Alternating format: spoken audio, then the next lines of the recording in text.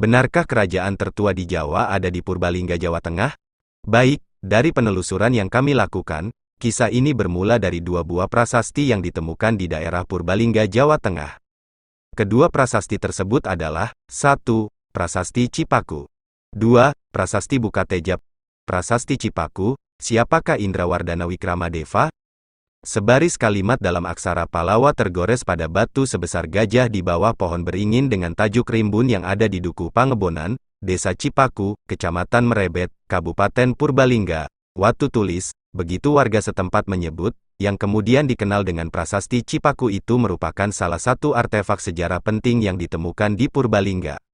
Indrawardana Wikramadeva, sebaris kalimat itulah yang berhasil ditafsirkan oleh Dr. Andes Kusen, arkeolog Universitas Gadjah Mada dari rangkaian aksara yang kini sudah terkikis dan sulit untuk dibaca kembali itu. Prasasti yang diduga berasal dari abad ke-5 Masehi itu mulai diteliti sejak tahun 1983 dan saat ini sudah ditetapkan menjadi benda cagar budaya oleh Balai Pelestarian Cagar Budaya, BPCB, Jawa Tengah. Sayangnya penelitian lanjutkan mengenai prasasti Cipaku masih minim sehingga belum jelas siapakah Indrawardana Wikramadeva, berasal dari kerajaan apa dan kenapa ada di Purbalingga. Para sejarawan menduga nama yang tergores pada prasasti Cipaku adalah nama raja bangsawan pada masa lampau, sekitar abad ke-3–5 Masehi. Namun, raja siapa dari kerajaan mana masih belumlah bisa dipastikan. Ada dugaan merupakan bangsawan dari kerajaan Tarumanegara yang berpusat di Jawa Barat. Hal itu terkait dengan temuan batu bertulis juga di Sungai Ciaruten, Ciareten Ilir, Kecamatan Cibungbulang, Bogor yang kemudian disebut dengan prasasti Ciaruten. Baik prasasti Cipaku maupun prasasti Ciaruten ditulis dalam bentuk seloka dengan beraksarakan huruf Palawa dan berbahasa Sanskerta. Kedua prasasti juga ditaksir dibuat pada masa yang sama. Perbedaannya, jika prasasti Cipaku hanya terpahat satu baris kalimat, prasasti Ciareten tergores 4 baris dengan seloka metrum anustup. Dalam prasasti ini juga terdapat sepasang pahatan telapak kaki, gambar umbi, sulur-suluran, pilin, dan laba-laba. Setelah diterjemahkan, tulisan dalam prasasti Ciaruten memiliki arti sebagai berikut. Inilah tanda sepasang telapak kaki seperti kaki Dewa Wisnu, pemelihara, ialah telapak yang mulia Sang Purnawarman, raja di negeri Taruma, raja yang gagah berani di dunia.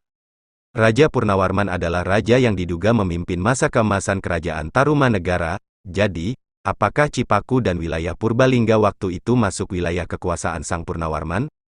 Bisa jadi, namun, ada pula dugaan bahwa Cipaku dulunya merupakan pusat kekuasaan kerajaan Galuh Purba dengan Indrawardana Wikramadeva salah satu rajanya. Ya, ini bisa jadi juga.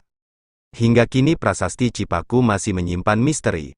Ada beberapa informasi unik mengenai watu tulis ini. Selain bersejarah, batu ini konon mengandung daya magnet yang kuat sehingga jarum kompas petunjuk arah jika didekatkan ke watu tulis maka akan bisa berbalik arah 180 derajat. Batu besar tersebut dipercayai berasal dari pecahan meteor yang jatuh dari langit.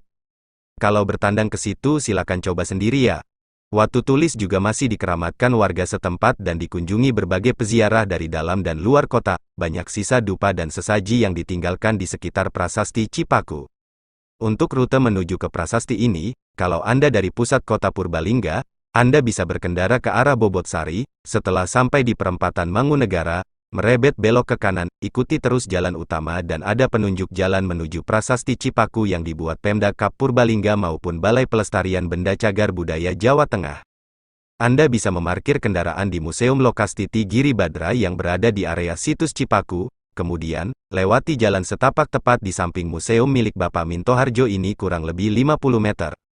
Prasasti Bukateja. Prasasti Bukateja adalah sebuah dokumen berbentuk lempengan emas yang ditemukan dalam koleksi pribadi keluarga Tan Unji, yang tinggal di Bukateja, Kabupaten Purbalingga, Jawa Tengah. Tempat penemuan aslinya tidak diketahui. Prasasti ini tidak berangkat tahun tetapi dari bentuk tulisannya diduga berasal kira-kira dari antara tahun 821 sampai 840 Masehi. Prasasti ini dianalisis J.G. de Kasparis, 1956, dan bersifat siwais. 1. Tulisannya adalah dengan aksara Kawi dalam bahasa Melayu kuno dan sangat singkat, ini Padahanda Hawang Payangan. 2. Kasparis mengartikan kata Padahanda sebagai sisa-sisa tubuh. Gunung Slamet adalah sebuah gunung berapi kerucut tipe A yang berada di Jawa Tengah. Indonesia, Gunung Slamet memiliki ketinggian 3.432 mdpl dan terletak di antara 5 kabupaten, yaitu Kabupaten Banyumas, Kabupaten Purbalingga, Kabupaten Pemalang, Kabupaten Tegal dan Kabupaten Brebes. Galuh Purba adalah kerajaan tertua di Pulau Jawa, disebut berada di wilayah lereng Gunung Slamet. Kerajaan itu, menurut berbagai referensi, adalah induk dari kerajaan-kerajaan berikutnya di wilayah yang dulu disebut dengan Jawa Dwipa.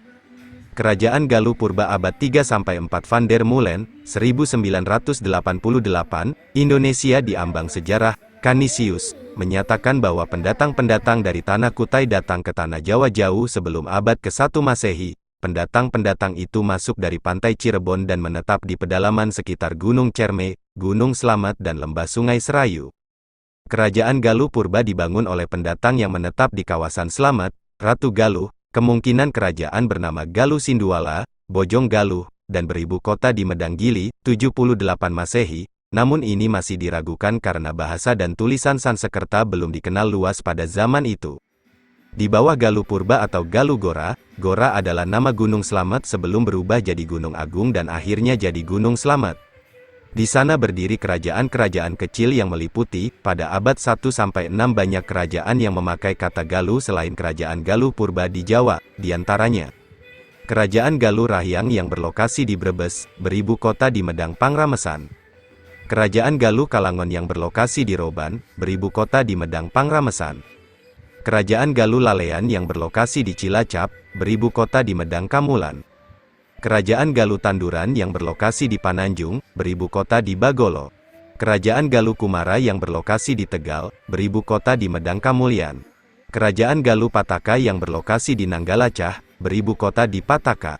Kerajaan Galuh Nagara Tengah yang berlokasi di Cineam, beribu kota di Bojong Lopang. Kerajaan Galuh Imbanagara yang berlokasi di Barunai, Pabuaran, beribu kota di Imbanagara. Kerajaan Galuh Kalingga yang berlokasi di Bojong, beribu kota di Karangkamulyan. Kerajaan-kerajaan di atas merupakan bagian-bagian dari kerajaan Galuh Purba, tapi justru kerajaan-kerajaan tersebut ada yang kemudian berkembang lebih besar dari kerajaan besar Galuh Purba. Kekuasaan Galuh Purba. Kerajaan Galuh Purba mempunyai wilayah yang sangat luas dari Indramayu, Cirebon, Brebes, Tegal, Pemalang, Bumiayu, Banyumas, Cilacap, Purbalingga, Banjarnegara, Kebumen dan juga ada yang menyatakan sampai Kedu, Kulon Progo juga Purwodadi. Pada babat Pustaka Rajia-Rajia Ibumi Nusantara, tulisan Pangeran Wangsakerta dari Cirebon, mengatakan bahwa 3 wangsa yang berkembang pada abad 7–8 adalah Wangsa Kalingga, Wangsa Sanjaya dan Wangsa Sailendra, yang juga ada kesamaan dengan tulisan Fruinmis, Desci Denis van Java, 1919, halaman 16 hingga 20. Yang berarti bahwa kerajaan Galuh Kalingga yang sebelumnya merupakan bagian kerajaan Galuh Purba, nantinya akan berkembang pesat dan pamornya mengalahkan kerajaan Galuh Purba, apalagi setelah pusat kerajaan Galuh Purba berpindah ke Kawali, tercantum di Prasasti Bogor, dan menjadi bawahan kerajaan Tarumanegara pada masa pemerintahan Purnawarman, 395–434 m. Kerajaan Tarumanegara abad 4, abad 7 kerajaan ini berkuasa di Jawa bagian barat, dan beribu kota di Sundapura, Bekasi, dan merupakan kelanjutan dari kerajaan Salaknegara, 130–362 m. Kerajaan ini adalah kerajaan Hindu tertua di Pulau Jawa yang beraliran Hinduisme. Menurut sejarah bahwa kekuasaan hanya di sekitar Banten, Jakarta, Bogor dan Bekasi, namun luas pengaruhnya hingga daerah Tegal, Galuh Kumara, Banyumas, Galuh Purba, dan Bagelan. Kerajaan Galuh Kawali abad 3 hingga abad 6. Kerajaan Galuh Purba berpindah ke Garut, Kawali, Prasasti Bogor, dan menjadi bawahan kerajaan Tarumanegara pada masa pemerintahan Purnawarman 395–434 m. Perpindahan Galuh Purba ke Kawali. Letak Kawali dekat dengan Ciamis, Kat Residence Priangan and Cirebon, 1947.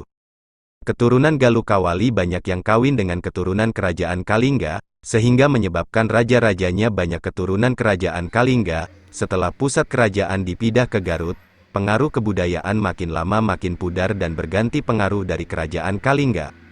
Kerajaan Tarumanegara mulai pudar pada masa pemerintahan Prabu Tarusbawa 669 m, dan kerajaan Galuh Kawali sudah menjadi kerajaan yang kuat dan banyak dari keturunannya yang kawin dengan keturunan kerajaan Kalingga. Sehingga Raja Galuh Huretikandayun berani mentuk kekuasaan dari kerajaan Tarumanegara. Raja Galuh Huretikandayun menjadi Raja Galuh yang merdeka, waktu Prabu Tarusbawa mewariskan tahta Tarumanegara lewat Putri Manasih, istrinya, putri pertama Prabu Linggawarman. Tarumanegara kemudian menjadi kerajaan Sunda dan memindahkan pusat pemerintahan ke Sundapura agar pamornya naik lagi. Namun ini menjadi alasan Huretikandayun untuk memisahkan kerajaan Galuh, Kawali menjadi kerajaan Galuh, dan meminta dukungan kerajaan Kalingga, kerajaan Besan, karena putra mahkota kerajaan Galuh yaitu Rahyang Mandiminyak menikah dengan putri Maharani Sima bernama Parwati. Wilayah kerajaan Galuh antara Sungai Citarum dan Sungai Cipamali sebelah barat Gunung Slamet, jadi kemungkinan wilayah selatan Gunung Slamet merupakan wilayah kerajaan Kalingga. Kerajaan Kalingga, Mataram kuna abad V hingga abad IX. Kerajaan Kalingga atau Kerajaan Holing merupakan kerajaan Buddha yang dipimpin oleh Ratu Sima atau Putri Maharani Sima, tahun 674 Masehi, salah satu pendirinya merupakan keturunan dari negara bagian Orissa di India.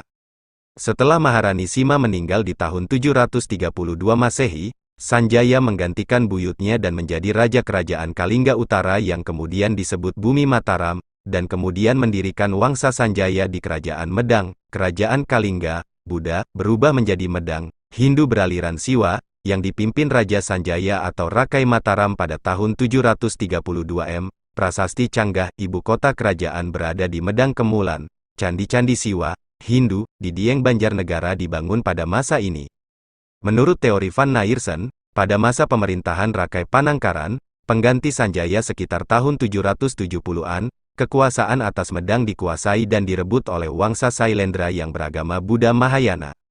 Mulai saat itu Wangsa Sailendra berkuasa di Pulau Jawa, bahkan berhasil pula menguasai kerajaan Sriwijaya di Pulau Sumatera. Pada tahun 778 Candi Kalasan, Buddha, dibangun untuk menghormati Dewi Taraf, juga mahakarya terbesar Borobudur yang diperkirakan dibangun antara 750 Masehi dan selesai dibangun pada masa pemerintahan Raja Samaratungga, 812-833.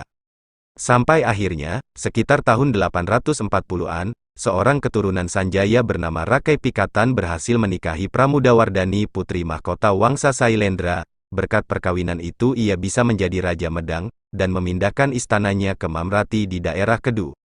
Menurut teori Van Bammelen, letusan Merapi yang dahsyat menyebabkan pusat kerajaan Medang pindah ke Jawa Timur. Antara abad 9 hingga 12, tidak ada catatan sejarah yang menerangkan tentang daerah selatan Gunung Slamet, baru setelah kebangkitan Majapahit yang pernah mencapai masa keemasan dengan menguasai seluruh Jawa, yang berarti bahwa wilayah Gunung Slamet bagian selatan merupakan wilayah kekuasaannya juga. Perlu diingat, tahun 0-600 M, Hindu-Buddha Pramataram. Galuh Purba di Lemah Wangi Slamet, Salakanagara.